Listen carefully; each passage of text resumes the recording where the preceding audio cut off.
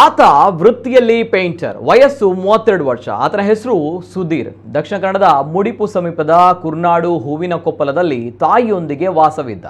ಇತ್ತೀಚೆಗೆ ಆತನಿಗೆ ಕೂದಲು ಉದುರುವಂತಹ ಸಮಸ್ಯೆ ಕೂಡ ಆರಂಭವಾಗಿತ್ತು. ಇದರಿಂದ ತುಂಬಾ ಮನನೊಂದುಕೊಂಡಿದ್ದ ಆತ ಇದರಿಂದ ಪಾರಾಗಲು ಆತ್ಮಹತ್ಯೆಯೊಂದೇ ದಾರಿ ಎನ್ನುವಂತಹ ತಪ್ಪು ನಿರ್ಧಾರಕ್ಕೆ ಬಂದು ಬಿಟ್ಟಿದ್ದ. ಅದಕ್ಕಾಗಿ ಆತ ತಾನು ಕಲಿತಂತಹ ಶಾಲೆಗೆ ಬಂದಿದ್ದ. ಅದೇ ರೀತಿ ಭಾನುವಾರ ಬೆಳಗ್ಗೆ ಬಸ್ಸು ತಂಗುದಾಣದಲ್ಲಿ ಸುಧೀರ್ ಕುಳಿತಿರುವುದನ್ನು ಸ್ಥಳೀಯರು ನೋಡಿದ್ದು, ಮಗ ಮೊಬೈಲ್ ಮತ್ತು ಪರ್ಸ್ ಮನೆಯಲ್ಲಿಯೇ ಬಿಟ್ಟು ಎಲ್ಲಿಗೆ ಹೋದ ಎಂದು ತಾಯಿ ಹುಡುಕಾಡಲು ಶುರು ಮಾಡಿದರು. ಕೊನೆಗೆ ಮೃತದೇಹ ಶಾಲೆಯ ಚಾವಣಿಗೆ ನೇಣು ಬಿಗಿದ ಸ್ಥಿತಿಯಲ್ಲಿ ಪತ್ತೆಯಾಗಿತ್ತು. ಸುಧೀರ್ ಸಾಯುವ ಮೊದಲು ಡೆತ್ ನೋಟ್ ಕೂಡ ಬರೆದಿಟ್ಟಿದ್ದ. ಅದರಲ್ಲಿ ತನ್ನ ಕೂದಲು ಉದುರುವ ಸಮಸ್ಯೆಯ ಬಗ್ಗೆ ಬರೆದಿದ್ದಾನೆ. ಇನ್ನು ತನ್ನ ಅಂತ್ಯದಲ್ಲಿಯೂ ಮಾನವೀಯತೆ ಮರೆಯದೆ ತನ್ನ ಕಿಡ್ನಿಯನ್ನ ಡಯಾಲಿಸಿಸ್ ಚಿಕಿತ್ಸೆ ಪಡಿತಾ ಇರುವಂತಹ ಭಾವನಿಗೆ ದಾನ ಮಾಡುವಂತೆ ತಿಳಿಸಿದ್ದಾನೆ ಎಂದು ತಿಳಿದು ಬಂದಿದೆ.